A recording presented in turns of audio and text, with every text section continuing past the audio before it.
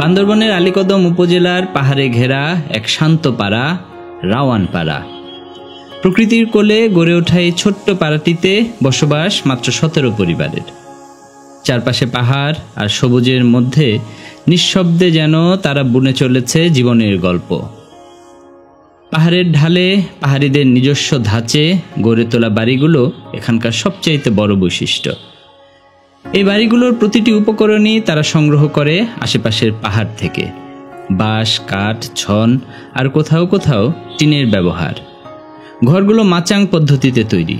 মাটির উপরে উঁচু করে তৈরি করা হয় কাঠের পাটাতন, তার উপর গড়ে ওঠে থাকার ঘর। ফলে পাহাড় ধস নামলেও সাধারণত বড় কোনো ক্ষতি হয় না। এই পাড়ার এমনই এক বাড়িতে আজ আমার দাওয়াত। ক্রন্তংদের বাড়িটা খুব সাধারণ কিন্তু অনেক গোছালো। ঘরের বাইরে রাখা অনেক গাছ, এগুলো এবছর জুমে লাগানো হবে।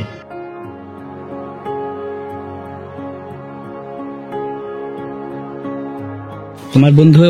হ্যাঁ, বন্ধু মদন। মধুয়ান, আমি যদি ভাত না খাইলে ওদের খাবে না, সারাদিন বসবো। যদি ভাত খাই তারপরে ওদের ভাত খাবো। এখন তুমি যে আসছো, খুশি হয়েছে? হ্যাঁ, খুশি হয়েছে তো। দেখেছেন বন্ধুত্ব কি জিনিস? তুমি যখন শিকারে যাও, শিকারে যাই, ও যায় তোমার সাথে, ধরতে পারে।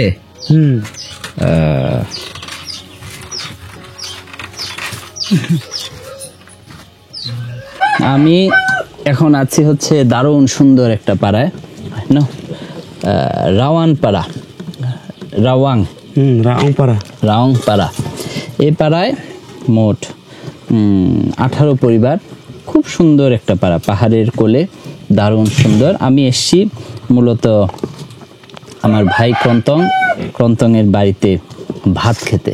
আমরা একসাথে দুইজনে ভাত খাবো। এরপরে আমরা একটা ঝিরিতে যাব, তাই না? কি নাম ওই ঝিরির? তিতা ঝিরি। তোমাদের ভাষায় কি বলে? চ্যাংরাও অ। হ্যাঁ, চ্যাংরাও অ।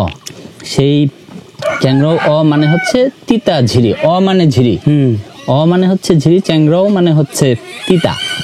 ওই ঝিরির পানি কি তিতা? না, তিতা হয় না তো। নাম তিতা ঝিরি কেন? শুধু নাম? হ্যাঁ, শুধু নাম, পানি কিন্তু আবার তিতা না। তো ওই ঝিরিতে একটা ক্যানিয়নের মতো ব্যাপার আছে। দুই পাশ দিয়ে ওয়াল উঠে গেছে, পাথরের ওয়াল। তার ভিতর দিয়ে একটু একটু ঝিরিঝিরি পানি, অনেকটা গুহার মতো, আবার গুহাও না।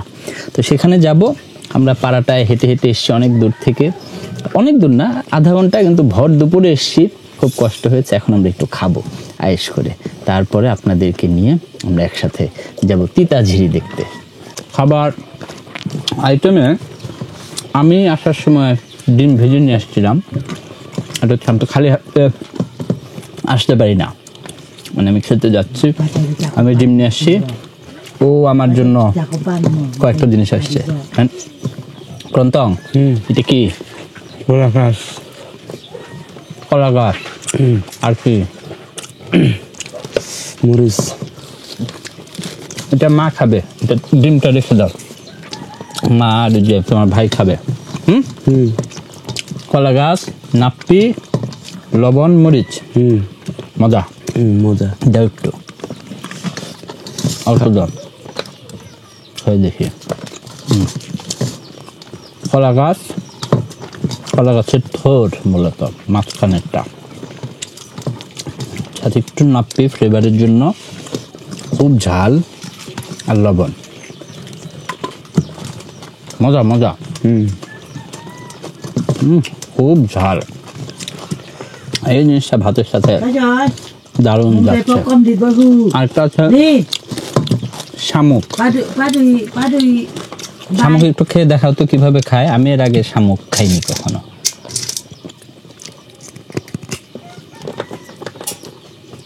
তারপরে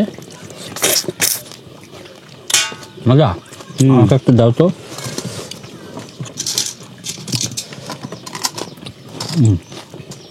এটা তো নাই, আছে?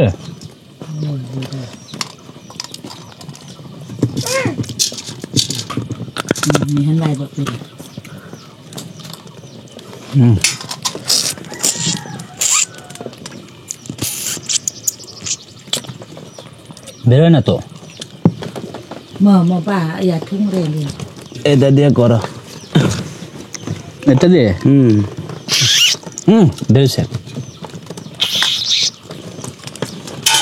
খেতে খারাপ না ব্যাপারটা বেশি মজা হচ্ছে যে কলারটা এটা কিভাবে খাবো ক্রন্তং এটা দিয়ে খাবো এটা দিয়ে বের করবো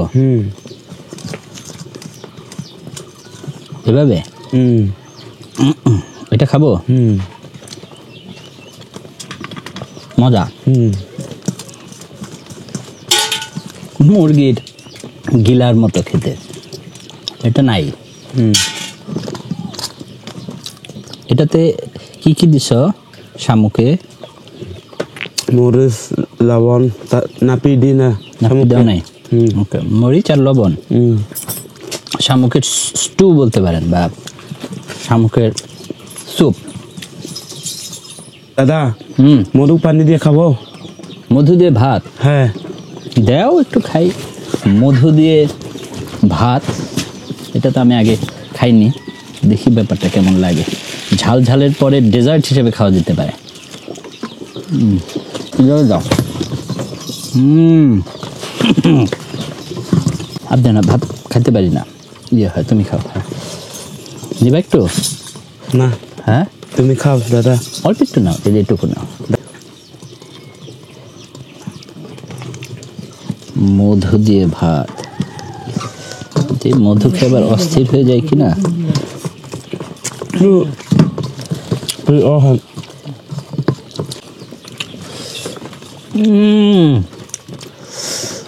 বিশ্বাস করেন আমার জীবনে আমি প্রথম মধু দিয়ে ভাত খেলাম এবং মধুটা আজকে আপনারা তো এর আগের ভিডিওতে দেখেছেন কিভাবে মধুটা সংগ্রহ করছি সেই মধু কিন্তু এটা এর চাইতে মজার কোনো আমার এমনিতে মিষ্টি খুব পছন্দ এর চাইতে মজার খুব মজা ক্রন্তং তুমি নিছো হ্যাঁ নিচে তো অনেক মজা অনেক হ্যাঁ মিষ্টি মিষ্টি হ্যাঁ অনেক মিষ্টি এত মজার জিনিস এর আগে কখনো খাইনি একদম আপনার বাসায় এটা খেতে পারেন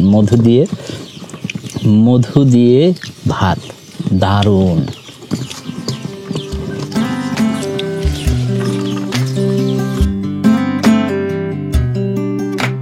খুব আরাম করে একদম ঘরের মানুষের মতো বসে ক্রন্তংদের বাড়িতে খেলাম খাবারের পরিমাণ বা বৈচিত্র্য নিয়ে আসলে বলার কিছু নেই কারণ দাওয়াতের আসল সৌন্দর্য লুকিয়ে থাকে খাবারে না আতিথেয়তায় আর সেদিক থেকে বলতে গেলে ক্রন্তংয়ের আন্তরিকতা ছিল অসাধারণ মনে হচ্ছিল বহু দিনের চেনা কোনো আত্মীয়ের বাড়িতে এসেছি যার সাথে খেয়েছি হাসি আর আনন্দ ভাগ করে নিয়েছি নির্ভরভাবে খাওয়া দাওয়া শেষে ধীরে ধীরে হাঁটা শুরু করলাম পেছনে পড়ে থাকলো সুন্দর এক পাহাড়ি পাড়া রাওয়ান পাড়া আর সামনে গন্তব্য তিতাঝিরি রোদ এখন প্রখর মাথার উপর আগুনের গোলা যেন মাত্র ভাত খেয়েছি সাথে ছিল মধু তাই হাঁটতে একটু হাঁসফাঁস লাগছে পাথুরে পথ গরম বাতাস মনে হচ্ছিল শরীরটা থেমে যেতে চাইছে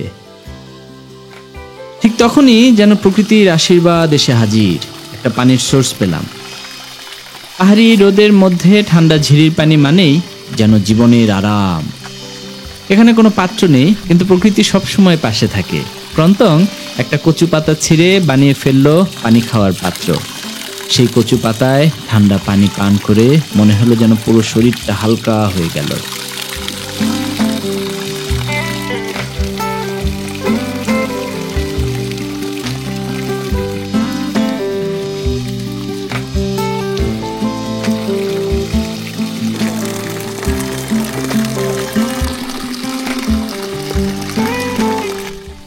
তারপর আবার হাঁটা শুরু তবে এবার আর তৈরি রাস্তায় নয় নিজেদের পথ তৈরি করে সামনে এগিয়ে যেতে হচ্ছে এদিকে পাহাড়িদের যাতায়াত নেই বললেই চলে পুরো এলাকা একদম বুনো পথটা সহজ না কিন্তু খুব দীর্ঘও না পাহাড়ের গা বেয়ে মাত্র আধা ঘন্টা নেমেই পৌঁছে যাব সেই রহস্যময় সুন্দর আর খানিকটা ভয়ঙ্কর নোনাঝিরিতে